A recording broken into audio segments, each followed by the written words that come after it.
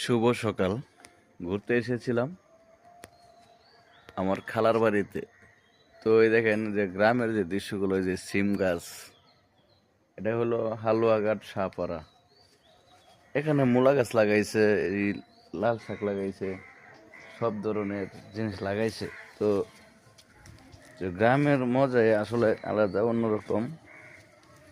তো রাতের বেলায় মূলা শাক রাঁধছিল, অনেক মজা লাগছিল। তো আমি আপনাদের কাছে একটু শেয়ার করলাম যে গ্রামের দৃশ্যগুলো আসলে অনেক সুন্দর, ভালো লাগে।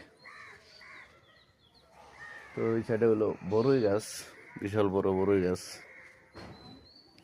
আমি এসেছিলাম এখানে একটু ঘুরতে, খালামও বলছে গো এখানে যা যা দেখা গাছ সুপারি আছে মনে হয়।